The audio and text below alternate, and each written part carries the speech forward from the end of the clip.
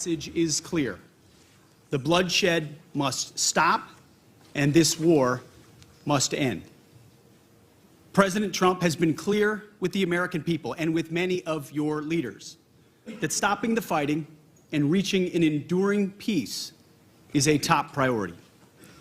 He intends to end this war by diplomacy and bringing both Russia and Ukraine to the table.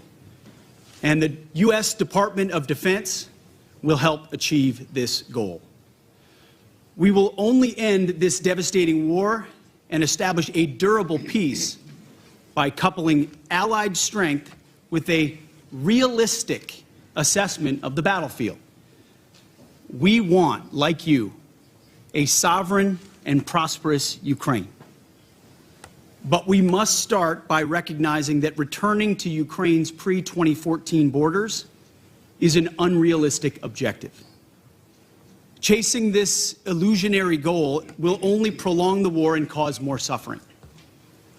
A durable peace for Ukraine must include robust security guarantees to ensure that the war will not begin again. This must not be Minsk 3.0.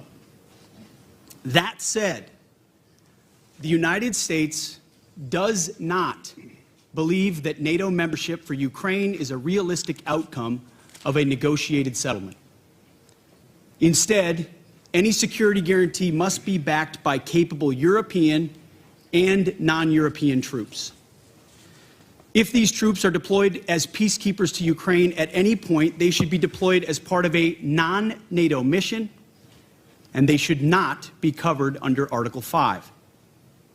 There also must be robust international oversight of the line of contact. To be clear, as part of any security guarantee, there will not be U.S. troops deployed to Ukraine. To further enable effective diplomacy and drive down energy prices that fund the Russian war machine, President Trump is unleashing American energy production and encouraging other nations to do the same. Lower energy prices, coupled with more effective enforcement of energy sanctions, will help bring Russia to the table. Safeguarding European security must be an imperative for European members of NATO. As part of this, Europe must provide the overwhelming share of future lethal and non-lethal aid to Ukraine. Members of this contact group must meet the moment. This means donating more ammunition and equipment, leveraging comparative advantages, expanding your defense industrial base, and importantly, leveling with your citizens about the threat facing Europe. Part of this is speaking frankly with your people about how this threat can only be met by spending more on defense. 2% is not enough. President Trump has called for 5%, and I agree.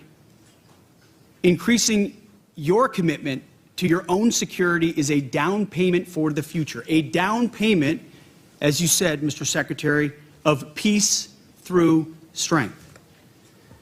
We're also here today to directly and unambiguously express that stark strategic realities prevent the United States of America from being primarily focused on the security of Europe. The United States faces consequential threats to our homeland. We must and we are focusing on security of our own borders. We also face a peer competitor in the communist Chinese with the capability and intent to threaten our homeland and core national interests in the Indo-Pacific. The U.S. is prioritizing deterring war with China in the Pacific, recognizing the reality of scarcity and making the resourcing trade-offs to ensure deterrence does not fail. Deterrence cannot fail for all of our sakes. As the United States prioritizes its attention to these threats, European allies must lead from the front. Together, we can establish a division of labor that maximizes our comparative advantages in Europe and Pacific, respectively. Escuchando al secretario de Defensa de Estados Unidos, Pete Hegseth, acaba de dar la noticia. Dice que no habrá tropas estadounidenses en Ucrania para mantener la paz y, sobre todo, dice no es realista que Ucrania entre en la OTAN. Es la noticia en estos momentos. El secretario de Defensa de Estados Unidos, el jefe del Pentágono, manda este bajón para Ucrania, esta mala noticia para Volodímir Zelensky. Dice que no ve realista volver a las fronteras de 2014, que no habrá tropas estadounidenses en Ucrania como mantenimiento de la paz, como medida de seguridad para Ucrania. Para Volodímir Zelensky, dice que no es realista que Ucrania entre en la OTAN. Una de las exigencias de Vladimir Putin, una de las exigencias también de Volodímir Zelensky, que decía que las garantías de seguridad deben incluir su entrada en la OTAN. Vladimir Putin decía que nunca, una de las opciones era que fuese hasta 2030, que hubiese hasta 30 años en los que no pudiese entrar en la OTAN. Putin, Rusia, decía que nunca podría entrar. El secretario de Defensa, el jefe del Pentágono de Estados Unidos, dice que no es realista pensar que Ucrania pueda entrar en la OTAN. Le escuchamos ahora hablando sobre las amenazas de China. Se centra en el Indo-Pacífico. Endured for decades, and we fully expect that it will be sustained for generations to come. But this won't just happen. It will require our European allies to step into the arena and take ownership of conventional security on the continent. The United States remains committed to the NATO alliance and to the defense partnership with Europe. Full stop.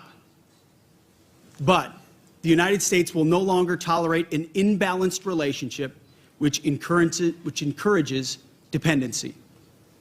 Rather, our relationship will prioritize empowering Europe to own responsibility for its own security.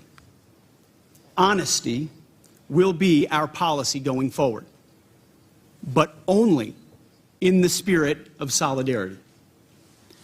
President Trump looks forward to working together, to continuing this frank discussion amongst friends, and to achieve peace through strength together. Thank you.